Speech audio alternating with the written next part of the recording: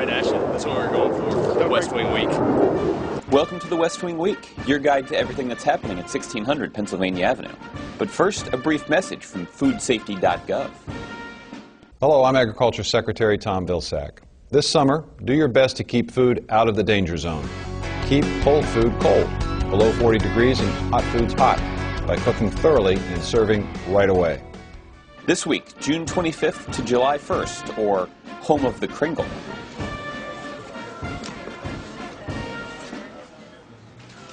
On Friday morning, June 25th, President Obama made a statement on the South Driveway about the Wall Street reform bill currently making its way through Congress.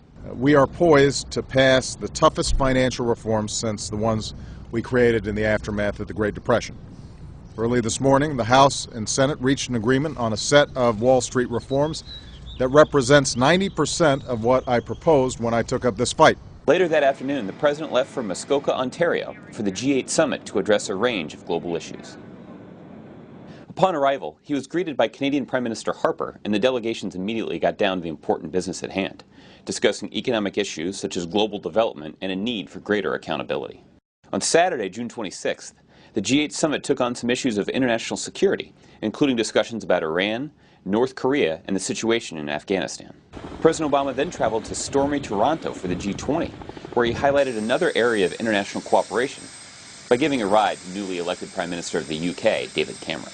The president then spent the afternoon in bilateral meetings. Mr. President, may I please introduce His Excellency, the President of the Republic of Korea. How are you? Affirming our alliance with South Korea, strengthening our relationship with China, and taking time to settle up on a bet with Prime Minister Cameron about the U.S.-UK World Cup soccer match. Since it ended in a tie, we are exchanging and paying off our debts at the same time. This is Goose Island 312 beer from my hometown of Chicago. And David, I understand this is Hobgoblin from the Witchwood Brewery in Whitney in my constituency. And so I advised him that in America, we drink our beer cold. So he has to put this in the refrigerator before he drinks it, but I think he will find it outstanding. And I'm happy to give that a shot, although I will not drink it warm. In a brief moment between two meetings, the president was able to catch some of the U.S. World Cup soccer match against Ghana. Go!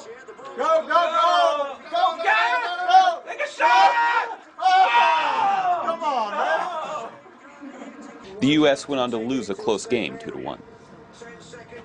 On Sunday, June 27th, the G20 summit was in full swing, with President Obama attending plenary sessions focused on the global coordination for economic recovery.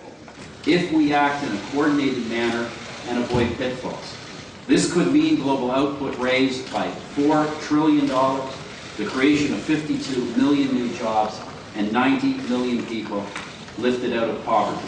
After taking part in the formal leader's portrait or family photo, the president hunkered down for more bilaterals, highlighting America's cooperation with Indonesia, our strategic partnership with India, and celebrating the 50th anniversary of our alliance with Japan. On his way to a press conference, President Obama ran into Prime Minister Harper. Well, thanks for your hospitality. Well, thanks for all your help. Good, good. No, I thought you did great work, and I think the results are good. So. The president then spoke to the press on the accomplishments of the summit and the role the U.S. will take. In the United States, we are committed, above all, to leading by example. And because of the steps that we've taken to get our economy moving, we are growing again, and this growth is beginning to translate into job creation. Then it was time to leave for sunny Washington, D.C. On Monday, June 28th, with the flag over the White House flying at half-staff for the passing of Senator Robert Byrd, the president held a series of meetings. That afternoon, he met with the winners of the 2010 Math Counts National Competition in the Oval Office. I've been putting a lot of emphasis on math and science education because how well we do as a country is going to depend on, how well young people like you do on math and science. Next time Malia or Sasha have math homework, I'm going to call you up. Okay? Is that a deal? All right. The president, photographer Pete Souza, and the mathletes then put their math skills to practical use. 2 of you on each side. But we got the coach too here. Well, 3 on one side, 2 on the other. There you go. So that was a math problem.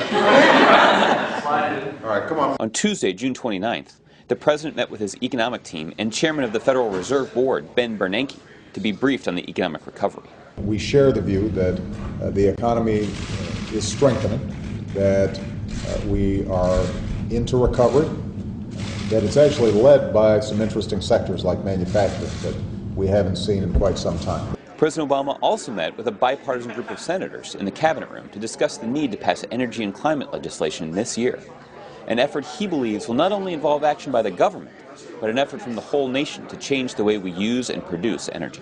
Later, the president welcomed King Abdullah to the White House, still in the hemisphere after the G20 in Toronto. They discussed a range of issues, including the Middle East peace process, the situation in Afghanistan, and our continued cooperation against al-Qaeda. On behalf of the American people, welcome.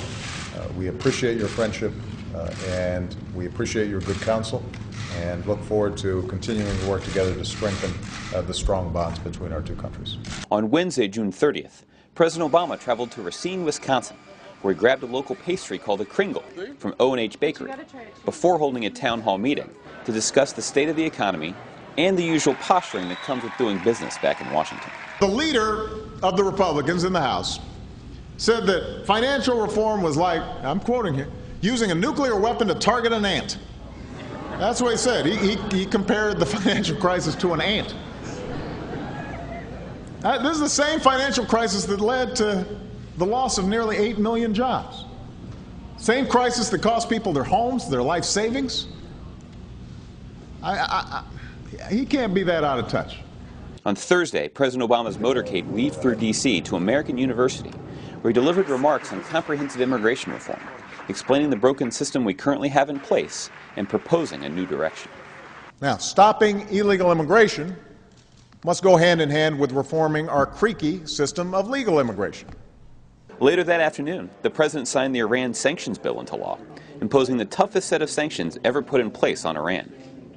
In the entire world, there is only one signatory to the NPT, only one, that has been unable to convince the International Atomic Energy Agency that its nuclear program is for peaceful purposes.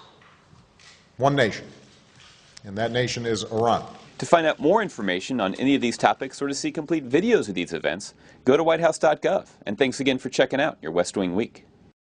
By the way, I have a math question for you. Okay, what's the math question? Okay, this is called the Oval Office, Yes. right? Is it an oval?